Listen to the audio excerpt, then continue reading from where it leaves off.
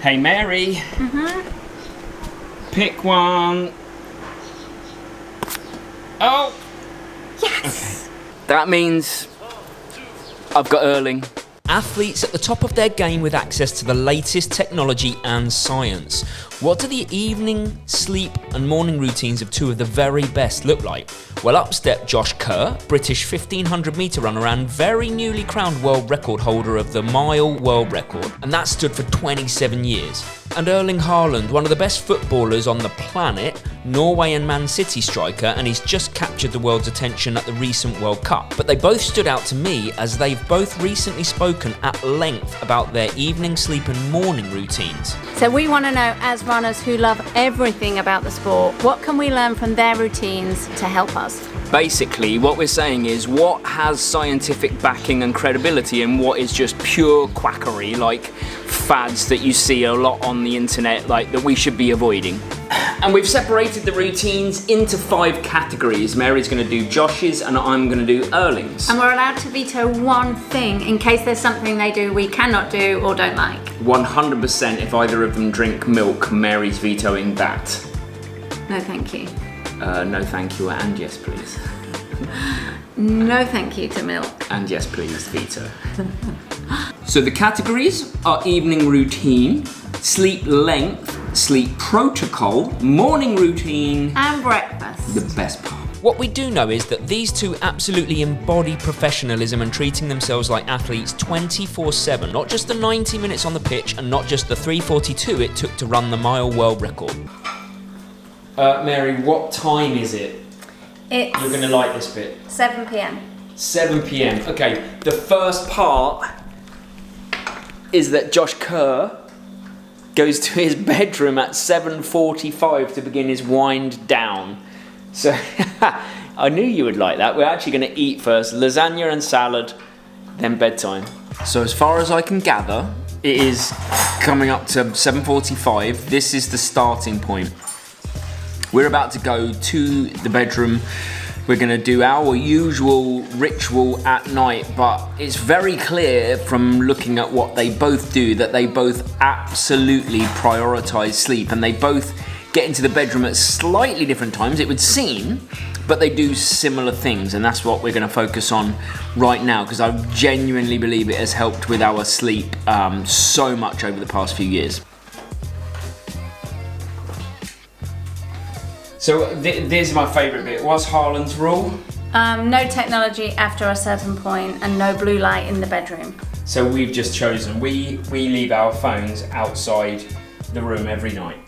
Done that for years. So that's nothing new.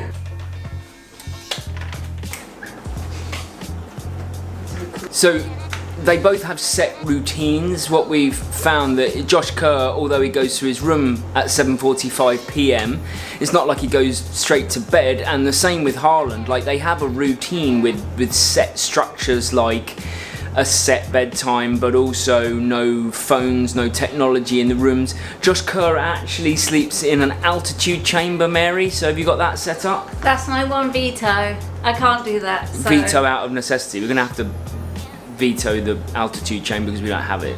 And one thing Haaland does that I'm vetoing in his bedtime routine is that he uses that like mouth tape to seal up his mouth, but it is recommended that you don't do that if you have asthma, which is Mary, or allergies, which is Mary, and also me. Oh, here we go. Big boy got FOMO. So there's not much information about what Josh and Erling do in the bedroom, and that's probably a good thing. But what we do know is that Josh's room is literally an altitude chamber on top of already living in Albuquerque, which is at altitude. So he lives at 5,500 feet, but his bedroom makes it 8 to 8,500 feet of altitude by sucking some oxygen out. The truth is, we feel like we've got this part of the routine locked down already, and, you know, it is our bedroom, so we're not going to spend a ton of time in here, but suffice to say, we are going to get about 9 hours sleep. We're going to go to bed at 9 p.m. to sleep, and we're going to try and wake up at around 6 just gone. So that would represent really, really good sleep for us, and that's always our aim. This, although we're doing this as the experiment, like that's what we do anyway. This is the bit we're locked down. What is exciting is what we have to do in the morning, because it's slightly different. some the same, and also our breakfast, and then we'll talk about why they're doing all of this stuff. We do our 45-minute nighttime routine of foam rolling, stretching, massage gun, etc. But whatever we all do, it's clear, it is all about the sleep. Josh and Erling aim for 11 to 12 hours over 2 sleeps. We made it.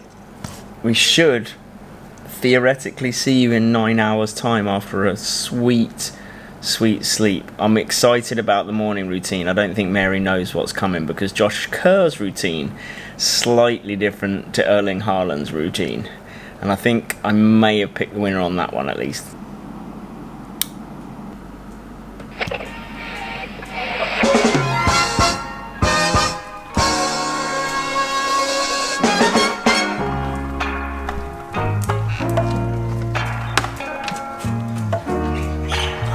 This is what I look like at 6:07 in the morning. Like, you genuinely have started filming 2 minutes after waking up.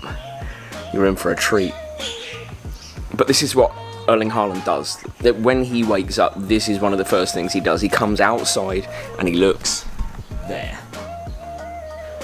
I mean, not literally that view, that's my view. Looking at natural light in the morning, not through a window or glasses, does 3 amazing things. It calibrates the clock that you've got inside you, which regulates sleep, metabolism and immunity. It tells the body to stop making melatonin to clear the grogginess, and it sets a countdown timer for when to release the melatonin again to signal bedtime, making sleeping easier. Luckily, I haven't seen anything in Erling Haaland's routine that tells me that he does anything to do with cold water immersion. I just put my face in cold water every day anyway, like I've always done that, even as a kid. Mary's in for a bit of a treat though for Josh Kerr, so thanks Josh. Just wait there, Mary, because although we do that every day, do you know what Josh Kerr does? Right now. He does mobility, which I think you like, and then he does cold water immersion. So I've set you up an ice bath downstairs.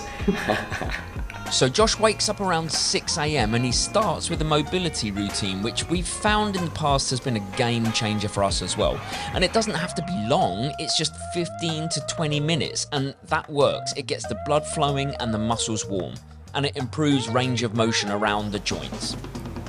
Mobility routine done, so Mary, that's what Josh Kerr does when he gets up, but then he also... Okay, I'll go and get it ready. Josh says he also has a collagen and protein drink in the morning, and he really tries to stay on top of his hydration all day. Now, I know what you're thinking. Is there enough science behind ice baths to actually warrant using them? Okay, Mary, so Josh Kerr does cold water immersion therapy, which I just read as ice bath, essentially. Okay. So that's what you're going to do. Okay. I want to be Josh Kerr, so I will do everything it takes.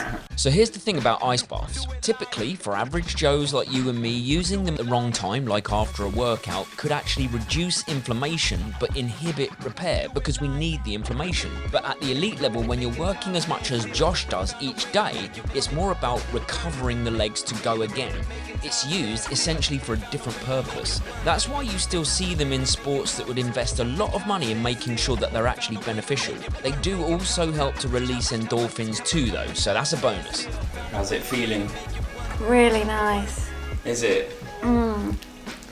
Actually, it's such a good way to start the day. Like, it really wakes you up, really refreshes you. I feel like I'm going to be like super on it today. Pep in the step. Pep in the step. Feeling peppy? I'm feeling good. Actually really enjoyed that. Thanks, Josh. So you know the one thing I'm looking forward to? What's that?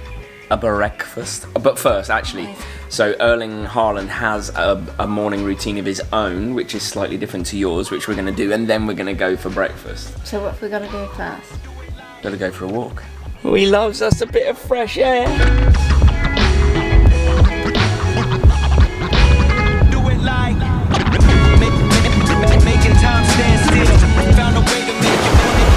This is not bad, is it? I don't pretend to know where Erling Haaland goes for his morning walks to get his fresh air, but I can't imagine it's here, although it could be the Manchester Canal path, which I've run before. It is actually becoming increasingly important that I get steps in because we now sit down a lot more than we used to for our jobs. So this has become a ritual every morning anyway. It's like, come to the beach, come for a walk Winnie. We can't bring Jesse because he's a little toe rag, but generally it sets us up like really nice starts to the day. So I get it. I get that's why Erling does this. I mean, I get that's why loads of people, it's not just Erling Haaland, is it? Let's be honest. A ton of people do a morning kind of fresh air or walk or get out.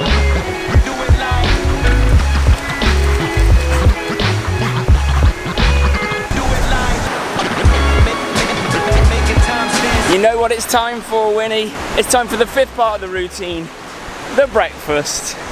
Both Josh and Erling have done a video on what they eat in the morning and all day, and we'll be completely honest here, but we've selected our favourite bit. What are you going to do? But both diets are insane, the quality and the amounts. Okay, Mary, do you want to hear what Josh Kerr's breakfast is? I don't think it's his breakfast every morning, but it is what I've seen is his breakfast. I've read about it. What is it? Pancakes and berries and maple syrup. Maple syrup, yes. My favourite breakfast just happens to be. Yeah, I think he does that more on race days and big days. So Erling Haaland's breakfast is coffee. So we've ordered coffee. It's, oh no, I spilled it. It's milk, which I will drink when we get home. And it's, What, like a pint of milk? yeah, scrambled eggs on toast. Can you give me another veto? I really, really want pancakes. I don't, like, everyone knows what scrambled eggs are. Like, I don't need to try that. Can I have pancakes? Can I have 2 vetoes? Okay. So Josh and Erling have black coffee by all accounts. Yeah, hard pass. And I still need to drink the milk when I get home because Erling loves his milk. I mean, have you ever seen a stack? Oh, hang on. Look at that. Look at that. I'm glad I got some as well.